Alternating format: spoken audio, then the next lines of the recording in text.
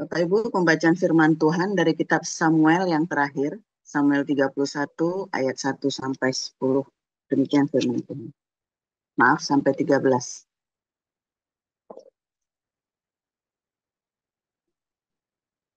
Sementara itu orang Filistin berperang melawan orang Israel. Orang-orang Israel melarikan diri dari hadapan orang Filistin dan banyak yang mati terbunuh di pegunungan Gilboa. Orang Filistin terus mengejar Saul dan anak-anaknya dan menewaskan Yonatan, Abinadab, dan Malkisua, anak-anak Saul. Kemudian makin beratlah pertempuran itu bagi Saul. Para pemanah menjumpainya dan melukainya dengan parah. Lalu berkatalah Saul kepada pembawa senjatanya, "Hunuslah pedangmu dan tikamlah aku, supaya jangan datang orang-orang yang tidak bersunat ini menikam aku dan memperlakukan aku sebagai permainan." Tetapi pembawa senjatanya tidak mau, karena ia sangat segan. Kemudian Saul mengambil pedang itu dan menjatuhkan dirinya ke atasnya. Ketika pembawa senjata melihat bahwa Saul telah mati, ia pun menjatuhkan dirinya ke atas pedangnya, lalu mati bersama-sama dengan Saul. Jadi Saul dan ketiga anaknya dan pembawa senjatanya dan seluruh tentaranya sama-sama mati pada hari itu. Ketika dilihat orang-orang Israel yang di seberang lembah dan yang di seberang sungai Yordan, bahwa tentara Israel telah melarikan diri dan bahwa Saul serta anak-anaknya sudah mati, maka mereka meninggalkan kota-kota mereka, lalu melarikan diri juga. Kemudian datanglah orang Filistin dan menetap di sana. Ketika keesokan harinya, orang-orang Filistin datang merampas si orang-orang yang mati terbunuh itu, didapati mereka Saul dan ketiga anaknya tergelimpang di pegunungan Gilboa. Mereka memancung kepala Saul, merampas senjata-senjatanya, dan menyuruh orang berkeliling di negeri orang Filistin untuk menyampaikan kabar itu di kuil berhalanya dan kepada rakyat. Kemudian mereka menaruh senjata-senjata Saul di kuil Asitoret, dan mayatnya dipakukan mereka di tembok kota Bet-Sean. Ketika penduduk Yabes Gilead mendengar tentang apa yang telah dilakukan orang Filistin kepada Saul, maka bersiaplah segenap orang gagah perkasa. Mereka berjalan terus semalam-malaman, lalu mengambil mayat Saul dan mayat anak-anaknya dari tembok kota Bet-Sean. Kemudian pulanglah mereka ke Yabes dan membakar mayat-mayat itu di sana. Mereka mengambil tulang-tulangnya, lalu menguburkannya di bawah pohon tamariska di Yabes. Sesudah itu, berpuasalah mereka 7 hari lamanya. Demikian. Hari selanjutnya kita mendengarkan dari Galatia 3. Hai orang-orang Galatia yang bodoh, siapakah yang telah mempesona kamu? Bukankah Yesus Kristus yang disalibkan itu telah dilukiskan dengan terang di depanmu? Hanya ini yang hendak ku ketahui daripada kamu. Adakah kamu telah menerima roh karena melakukan hukum Taurat atau karena percaya kepada pemberitaan Injil? Adakah kamu sebodoh itu? Kamu telah mulai dengan roh. Maukah kamu sekarang mengakhirinya di dalam daging? Sia-siakah semua yang telah kamu alami sebanyak itu? masakan sia-sia. Jadi, bagaimana sekarang? Apakah Ia yang menganugerahkan roh kepada kamu dengan berlimpah-limpah dan yang melakukan mujizat di antara kamu berbuat demikian karena kamu melakukan hukum Taurat atau karena kamu percaya kepada pemberitaan Injil? Secara itu jugalah Abraham percaya kepada Allah, maka Allah memperhitungkan hal itu kepadanya sebagai kebenaran. Jadi kamu lihat bahwa mereka yang hidup dari iman, mereka itulah anak-anak Abraham. Dan kitab suci yang sebelumnya mengetahui bahwa Allah membenarkan orang-orang bukan Yahudi oleh karena iman, telah terlebih dahulu memberitakan Injil kepada Abraham. Olehmu segala bangsa akan diberkati. Jadi mereka yang hidup dari iman, merekalah yang diberkati bersama-sama dengan Abraham yang beriman itu. Karena semua orang yang hidup dari pekerjaan hukum Taurat berada di bawah kutuk. Sebab ada tertulis, terkutuklah orang yang tidak setia melakukan segala sesuatu yang tertulis dalam kitab hukum Taurat. Dan bahwa tidak ada orang yang dibenarkan di hadapan Allah karena melakukan hukum Taurat adalah jelas karena orang yang benar akan hidup oleh iman. Tetapi dasar hukum Taurat bukanlah iman, melainkan siapa yang melakukannya akan hidup karenanya. Kristus telah menebus kita dari kutuk hukum Taurat dengan jalan menjadi kutuk karena kita. Sebab ada tertulis, terkutuklah orang yang digantung pada kayu salib. Yesus Kristus telah membuat ini supaya di dalam Dia berkat Abraham sampai kepada bangsa-bangsa lain. Sehingga oleh iman kita menerima roh yang telah dijanjikan itu. Saudara-saudara, baiklah kupergunakan suatu contoh dari hidup sehari-hari. Suatu wasiat yang telah disahkan, sekalipun ia dari manusia, tidak dapat dibatalkan atau ditambahi oleh seorang pun. Adapun kepada Abraham diucapkan segala janji itu dan kepada keturunannya. Tidak dikatakan kepada keturunan-keturunannya, seolah-olah dimaksud banyak orang, tetapi hanya satu orang, dan kepada keturunanmu, yaitu Kristus.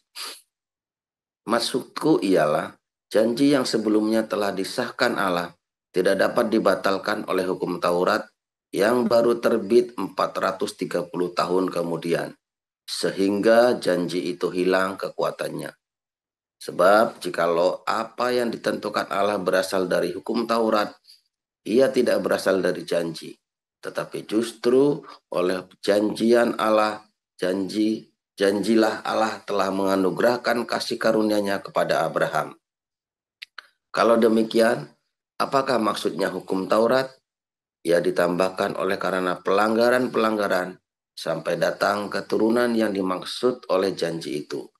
Dan ia disampaikan dengan perantaraan malaikat-malaikat ke dalam tangan seorang pengantara.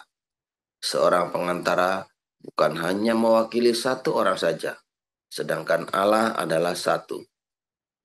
Kalau demikian, bertentangankah hukum Taurat dengan janji-janji Allah? Sekali-sekali tidak. Sebab andai kata hukum Taurat diberikan sebagai sesuatu yang dapat menghidupkan, maka memang kebenaran berasal dari hukum Taurat.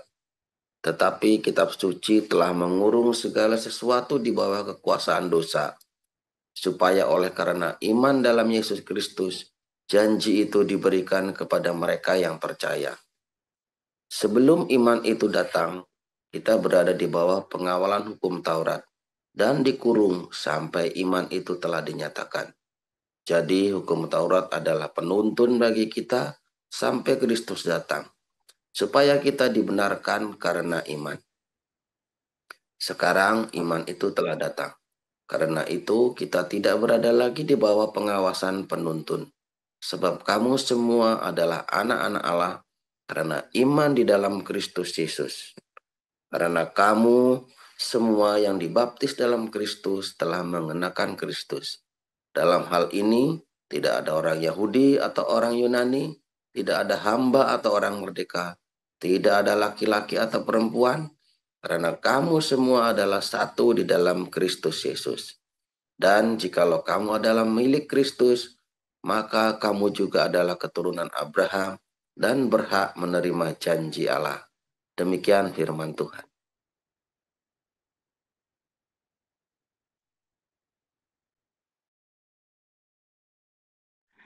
Haleluya, luar biasa. Oke, kita tadi baru fellowship dengan Pastor Daniel Alexander. Kita juga baru sambil jalan-jalan nge-mall tadi ya, kita jalan di mall. Ya, cuma jalan aja muter. Ya, mau beli lemonade tadi ya, di apa namanya, seger-seger itu ya. Oke, kami sharing, kita ngobrol-ngobrol tentang pelayanan, tentang project-project, ya, tentang bagaimana kita menjangkau, ya. Jadi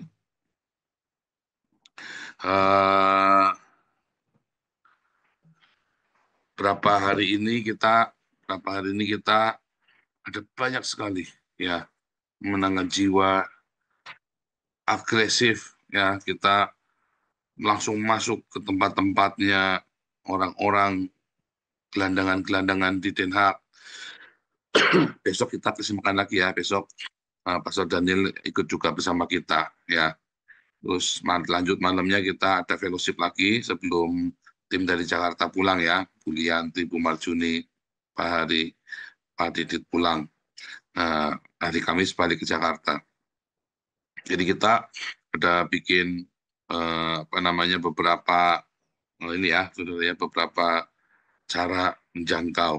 Dengan Pastor Daniel saya ngobrol-ngobrol tadi ya, panjang lebar. Kemarin di sini juga sama-sama makan ya, sama Pastor Daniel, sama Kotfat, ayah baptisnya Miracle, juga dengan mama kami ya. Jadi kita, wah komplit ya, kita senang sekali. Nah, saudara, kemarin kita bicara tentang bagaimana kita kalau melayani Tuhan, jangan sampai mengabaikan keluarga. Ya, prioritas. Bagaimana kita jangan mengabaikan keluarga. Hari ini, saudara, kebalikannya, saudara. Ketika Anda melayani Tuhan, lalu Anda dikorbankan. Nah, sering ya, saudara ya, Anda melayani pelayanan, tiba-tiba Anda tinggal sendirian, disuruh nomboki semuanya, disuruh ngerjain sendirian, disuruh pokoknya diketiplakna, kalau orang Jawa bilang diketiplakna. Wah, mumet saudara itu ya. Seakan-akan cuci tangan semua. Pernah nggak ngalamin begitu? Saya sering, saudara ya. Saya sering. Jadi ketika kita ada pelayanan, karena mereka melihat pelayanannya nggak bikin kita jadi terkenal, nggak asik, akhirnya suruh kita yang kerjain sendirian. Ya, misalnya nih, bagian dekor kan Anda nggak kelihatan tuh, lagi retreat atau lagi Natalan, ya, nggak kelihatan kan? Terus Anda suruh dekor, saudara ya. Itu suruh dekor itu bisa satu malam nggak tidur itu kan? Karena kan gedungnya nyewanya besok malam ini harus didekor. Padahal pagi nggak bisa, Anda kerja. Jadi malam Anda dekor sampai pagi. Ya ternyata janjian orang 10 yang datang, cuma orang satu yang datang, itu pun cuma nanya, gimana? Sudah semua belum komplit? Ya, sudah. Belum minta tolong dibelikan ini. Dia pergi, nggak balik, saudara. Alasannya nggak boleh keluar lagi sama istrinya. Bener nggak? Sering gitu nggak? Oke, kalian gitu-gitu itu, ya bagian belakang layar gitu kan nggak asik, saudara ya. Sebentar lagi nih, berapa korbannya nanti. Kalau yang ada bagian. Oke, seksi dekorasi. Ya kan? Pak Lukas, waduh, siap-siap aja lu tinggal sendirian tuh Pak Lukas. Bagus kalau dikasih uangnya buat dekor, saudara ya. Suruh nalangin dulu. Nah, nanti bayarinya nanti kalau habis evaluasi Natal. Iya kan? Bener nggak? Waduh, itu paling langganan itu. Itu namanya realitas sangkap. Wah, di korban disangkap nih, Pati pernah nih jadi korban nih. Ya enggak? Kan sering gitu kita kan. Kayaknya kalau sudah bagian seksi dekor, seksi masak. Siapa di sini pernah nih suruh masak buat Natalan? Gilirannya masak, semuanya pada nengokin, terus pada pergi semua. Gilirannya mau bagi makanan, tampil semua, saudara. Seakan dia yang paling jago masaknya ya, saudara ya. Benar nggak? Sewot nggak? Paling sewot, saudara ya. Untung di tempat kita nggak ada yang begituan. Nggak ada. Bukannya bercanda, nggak ada yang begituan, nggak urusan. Benar nggak? Kita nggak pakai begitu-begituan.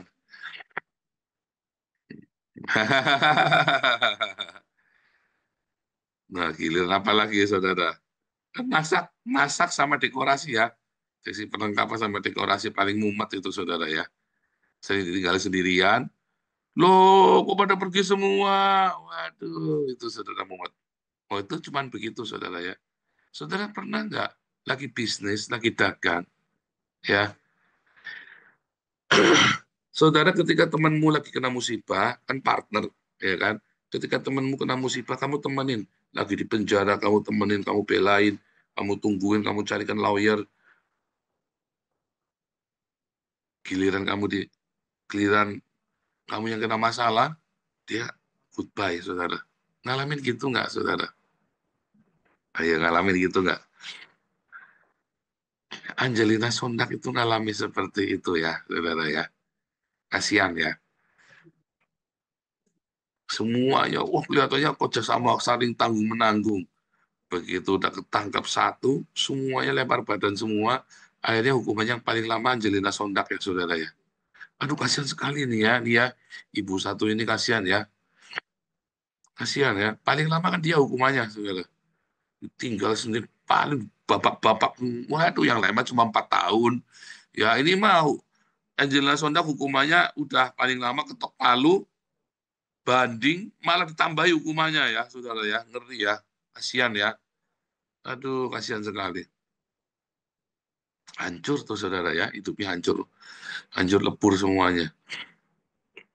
Nah, saudara, berapa banyak kita sering kali ditinggal orang. Tadi ya, Bu Elia tadi udah bilang, aku kan bukan Yesus yang disalibkan berkorban bagi semua orang. Saudara, sering kali kita berpikir ya, kita ini berkorban buat semua orang, merasa diri kita disalib, saudara. Nada, saudara ya. Jangan pernah berpikir Anda dikorbankan, ditumbalkan untuk semua orang. Siapa di sini masih suka berpikir, saya ini ditumbalkan loh untuk orang lain. Saya waktu di penjara itu, saya sering ketemu orang ya. Saya ini ditumbalkan loh demi, karena untuk menyelamatkan orang lain.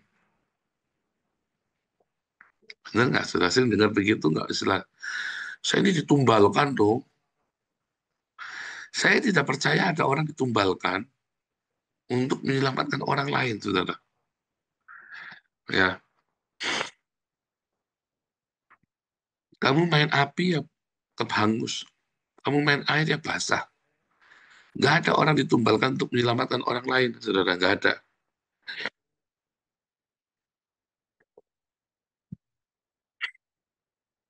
Semua di dunia ini ada sebab akibatnya.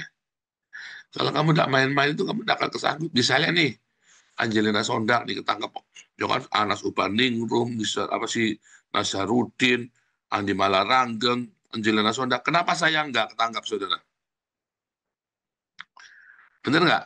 Nazarudin, Andi Malaranggeng, ya, sampai Anas Urbaningrum, Angelina Sondak, itu kan seluruh kan masuk semua kan? Kenapa saya nggak masuk, saudara? Ya karena nggak ada hubungannya. Bener nggak? Karena nggak ada hubungannya. Jadi ya, Anda bisa ke embed, ya karena ada hubungannya. Jadi Anda jangan bangga kalau Anda main-main proyek-proyek yang ilegal. Duitnya banyak, ini enak, sabutnya enak, aman, aman, aman. Tapi ilegal. Anda jangan bangga, tiba-tiba Anda kesabet. Ada ya, saudara kita, kelompok komunitas kita, tiba-tiba ke embed ya. Dia bikin perusahaan, ya perusahaan, dan perusahaan ini pakai orang. Lalu orang ini terjadi one prestasi, proyek, yang masuk penjara yang punya perusahaan. Ya dengan sendirinya. Dia kan bikin PT, bikin CV atau PT saya lupa ya. Terus dipakai sama orang buat tender, dipakai sama si orang lain. Lalu orang lain ini bukan prestasi, yang masuk penjara ya yang punya perusahaan. Oh saya tumbalkan ya bukan, ya memang begitu. Ya, memang begitu saudara. Jadi Anda jangan bangga kalau ada kerjaan gampang, ilegal, untungnya banyak, kelihatannya aman. Jangan bangga, saudara. Nggak ada tuh Anda jadikan tumpal itu, nggak ada. Yang ada Anda adalah pengen untung gampang. Untung gampang itu resikonya tinggi. Ya, 1 dari 100 Anda pasti ketangkep. Dilala Anda yang 1 peluang itu, ketangkep. Yang 99 nggak ketangkep. Tapi Anda jangan bilang Anda ditumbalkan. Nanti Anda tidak pernah bertobat. Saya waktu kejadian, saudara ya, kita punya yayasan. Kita pelayanan ya, ini anak pendeta terkenal, saudara ya. Lalu, waktu dia ada masalah, saya temani, saudara. Ya, ayo, kita sama-sama urusin. Tiba-tiba dia nyebrang ke lawan, saya diserang, saudara. Saya ngamuk-ngamuk, saudara ya. Sakit hati. Terus saya ngomongnya, apa, saudara? Saya berkorban untuk orang. Saya goblok. Makanya yayasan kita nggak pernah kecolongan. Kenapa saya ngaku waktu itu saya goblok? Sekarang ada orang mau pakai duit yayasan, mau diputerin dulu lah, mau inilah dulu. Nggak boleh. Mau pakai, nggak boleh. Ya, segala macam, nggak boleh. Pokoknya aturan SOP, SOP, SOP. Mengapa? Saya pernah kecolongan begitu. Ya, saya pernah kecolongan. Dan saya ngaku saya goblok. Bukan ditumbalin. Salah kamu bilang. Kamu goblok, nggak hati-hati. Kamu arogan. Ya, kalau Anda tanya sama orang Yahudi, kan orang Kristen di zamannya Luther kan menuduh ya zamannya Black Labels ya, Black Labels ya, fitnah kepada orang Yahudi. Orang Yahudi bilang, kamu ini orang Yahudi menyalibkan Yesus. Orang Yahudi itu punya jawaban, saudara. Oh, bukan kami yang menyalibkan Yesus. Orang Roma menyalibkan Yesus karena Yesus mengaku dirinya raja. Yesus tidak pernah menyalahkan orang Yahudi loh, saudara. Yesus tidak pernah menyalahkan orang Yahudi ketika dia disalibkan. Ampunilah mereka karena mereka tidak tahu apa yang mereka perbuat. Ya, Yesus disalibkan, namanya hukumannya disalib. Disalib itu bukan hukuman orang Yahudi loh, saudara. Orang Yahudi bilang, salib itu bukan hukuman kami. Orang Yahudi dirajam, hukumannya rajam batu. Salib itu adalah hukumannya orang Roma. Yang menyalibkan Yesus bukan orang Yahudi, orang Roma. Tapi kan teriak-teriak tuh saliban-saliban. Ya, kalau orang Romanya nggak mau nyalib, itu nggak bisa disalib. Kayak contohnya Rasul Paulus. Bunuh dia. Nah, dan orang Romanya tetap dilindungi Rasul Paulus. Ya kan? Nggak bisa. Nggak bisa. Ya, mereka punya senjata orang Roma. Yesus disalibkan bukan oleh orang Yahudi. Yesus disalibkan karena dia mengaku bahwa dia adalah raja segala raja. Ya, makanya hukumannya adalah hukuman Roma. Yesus disalibkan bukan karena dia menista agama Yahudi, tapi karena dia dianggap dituduh menantang kaisar, karena dia menganggap menyebut dirinya adalah raja. Nah, di dalam kita melayani Tuhan, lalu Anda mengalami kayak tadi ketip lakna tadi itu ya, dikorbankan. Anda jangan mengeluh, saudara. Karena ketika Anda mengeluh, ya berarti kualitasmu ya hanya itu. Saya berapa kali melihat orang pelayanan mengeluh, kok aku lagi, kok begini, kok begitu. Merasanya, berarti kamu sedang melayani komunitas, kamu bukan melayani Tuhan. Kapankah kamu melayani Tuhan? Ketika kamu dikecewakan oleh komunitasmu, diketip laknat, dan kamu, aku melayani Tuhan kok. Saudara, saya pernah alami kejadian ya, waktu saya di Salatiga, saya kumpul dengan para mahasiswa, gerejanya isinya mahasiswa semua. Lalu giliran dekor, ini ada acara besar di gereja, giliran dekor. Saya sudah capek sekali, saya dari pagi kan kerja. Tiba-tiba nggak ada yang datang, cuman bertiga, saya sama 2 orang Tegal. Yang lain itu janji pada mau datang, katanya nggak bisa semua. Akhirnya saya bilang gini, oke, gini. Kita nggak marah-marah, saudara. Walaupun kaget juga, waduh ini mah kita sendirian sampai pagi nih. Kita ngitung jam. Sekarang udah jam 10 nih. Jam 10. Bahannya nggak ada. Kita mesti ngedekor. Akhirnya udah deh gini. Si yang koordinator dekornya ini malah nggak datang, saudara ya. Terus, apa yang saya lakukan? Yang dua ini kan, gimana sih ini orang? Udah, gini aja. Pokoknya, barang di gudang apa? Ya ada roda, ada kayu, ada apa. Kita keluar-keluar semua, kita pasang semuanya, saudara ya. Kita pasang. Ya, kita tidak mengeluh. Saya baru tahu kalau saya itu kalau dekor bagus, saudara. Saya juga baru ngerti kalau dekor bagus. Waktu itu. Paginya meriah sekali ya, orang-orang pada datang tuh 300 orang itu ya, anak mahasiswa semua. Kaget, wah dekornya asik banget saudara ya, wah seru banget dekornya hari ini nih. Sementara yang koordinator dekornya ngomel-ngomel ke saya bilang, kamu datang nggak tadi malam? Enggak, ya udah jangan komplain. Udah saya simpel aja saudara, kamu datang nggak? Ya udah jangan komplain. Kamu nggak datang, kita jam 10 disuruh dekor, datang jam 10 malam, kita cuma adanya ini. Ya udah ini yang kita kerjain, dan ini yang the best, tanpa mengeluh. Dan dekornya bagus banget, saudara ya. Sampai pokoknya begitu saya turun, mereka tahu saya yang dekor sendirian, saudara. Karena yang dua kan bantu ngangkat-ngangkat semua itu ya. Waduh, dia bilang keren semuanya. Nah, si tukang dekornya ini jengkel sama saya, saudara ya. Jengkel ngamuk. Kalau kau turutin kepahitan, saudara. Kalau diturutin kepahitan. Jadinya saya dikorbanin, ya kan saya volunteer, saya mau disuruh dekor, ya udah saya datang ke sana, ya kan? Nah kalau sudah kita niat ke sana, lah kita ini melayani Tuhan, apa melayani komunitas? Pertama kan kita melayani komunitas dulu, ya kalau komunitasnya asik, ya lagi dekor, dikirimi pisang goreng, dikirimi bajigur, dikirim, wah happy saudara kan maunya begitu saudara. Kalau Anda punya komunitas yang begitu, kalau Anda kumpulnya sama saya, ya pasti kumpulnya kita latihan pasti full ya. Kita latihan aja kemarin ayam goreng, enak ayam goreng balado saudara ya. Pada latihan. Kalau Anda kumpul sama saya, latihan ya pasti happy. Kalau boleh sama teman saya itu ya latihan, isinya nyamuk.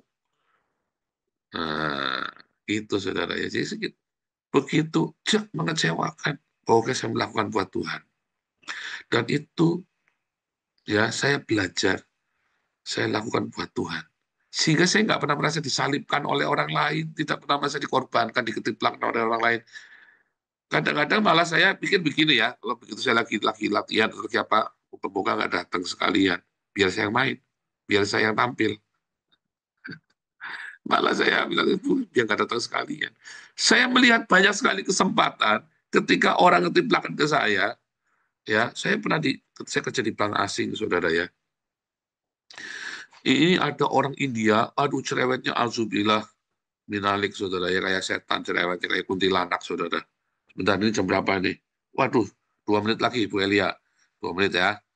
Ini cerewetnya minta ampun, saudara ya, orang ini, saudara. Pokoknya setiap kali orang India datang, satu kantor ini ngilang semua, saudara. Untuk bikin kopi lah, ke WC lah, adalah, pada janji temu orang lah. Saya tinggal sendirian, saya kudu ngadepin orang India yang bawelnya kayak kuntilanak ini, saudara ya. Kayak mak lampir. Waduh, udah gitu pakai bahasa Inggrisnya, bahasa Inggris India sambil kode-kode gini ya. Nehi, gitu goyang-goyang, saudara. Saya sambil ngadap saya sambil melongo gitu. Zaman itu saya bahasa Inggrisnya belum lancar ya, saudara ya. Wah, pokoknya yes ma'am, yes ma'am, no ma'am, yes ma'am. Udah gitu aja pokoknya, saudara ya. Dan itu terjadi nggak cuma sekali. Orang-orang merasa saya dimanfaatkan dari departemen lain. Goblok kamu dimanfaatkan tuh sama mereka begini-begini. Dalam hati saya, sebetulnya saya tidak merasa dimanfaatkan. Saudara ya, kebenaran saya kejar terus, saudara ya. Ternyata saya banyak belajar dari kasusnya dia. Kasusnya dia itu susah-susah tentang ekspor impor. Anda mau tanya apa aja tentang ekspor impor sama saya tak jawab, hari ini bisa, saudara. Gara-gara saya belajar sama orang India ini. Tentang tekstil ya, dari masalah perbankan, dari masalah LC, dari masalah surat-suratnya semua, saya belajar dari orang ini. Gara-gara orang ini bawel, saya diketip laknat, saudara. Mau nggak mau kan saya kudu cari tahu kan, tanya sana tanya sini. Wah, digoblok-goblokin saya, saudara. Tapi seringkali ketika saya dikorbankan sama orang, mau di penjara sekalipun, Yusuf itu di penjara dikorbankan, saudara ya. Tetapi dia selalu cari Tuhan. Dia tidak pernah merasa menjadi victim, saudara. Makanya dia selalu jadi pemenang. Ya, tidak merasa disalibkan. Wah, aku disalibkan buat semua orang. Cengeng sekali kamu, saudara. Ya, saya lagi minta sama Koden. Koden kita sekarang bikin serial survivor. Ya, bagaimana kita jangan cengeng hidupnya, kita harus yang keras dikit gitu loh, yang greget. Ya, terutama buat imigran-imigran di sini ya, orang-orang Indonesia di sini. Oh, hidup kok cengeng, dikit-dikit pun apa. Aduh, saudara ya. Jangan pernah kamu merasa dikorbankan, merasa disalibkan. Kamu bukan Tuhan Yesus. Iya, kamu bukan Tuhan Yesus. Kamu dikorbankan. Kamu merasa dikorbankan. Karena kamu cengeng. Hadapin konsekuensi apapun. Nanti kamu cerdas. Saudara, kamu pikir penjara membuat saya patah, saudara? Enggak, saudara. Saya tambah pintar hari ini. Tambah pintar, tambah lihai. Kamu pikir penjara membuat Yusuf patah? Enggak, saudara. Dia bisa kasih makan seluruh dunia gara-gara di penjara itu. Dia tahu bagaimana cari kasih makan seluruh dunia. Bahkan di lembah kekelaman pun tidak ada yang namanya kamu disalibkan. Hanya cukup Yesus disalibkan bagi kita semua. Ya, cukup Yesus. Kita bukan. Hadapi, saudara. Hadapi. Setiap momen hidupmu, saudara. Jangan cengeng. Jangan merasa kamu dikorbankan, disalibkan, ditunggalkan. Dadah itu, saudara. Main air ya basah, main api ya hangus.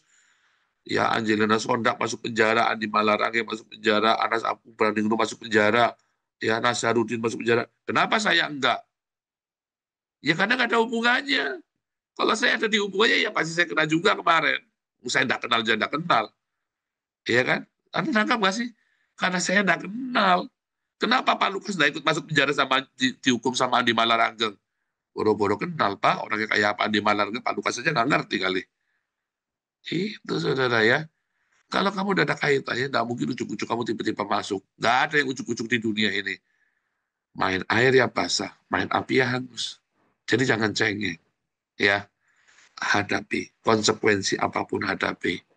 Nanti kamu, kalau kamu goblok, ngoblong, iya saya goblok. Lakuin saja. Kamu nanti pinter. Nanti kamu tangguh. Nanti kamu kuat di dalam Tuhan. Serahkan sama Tuhan di dalam kesalahan-kesalahanmu itu, karena Tuhan turut bekerja di dalam segala sesuatu untuk mendatangkan kebaikan bagimu, saudara yang mengasihi Dia. Tuhan Yesus memberkati.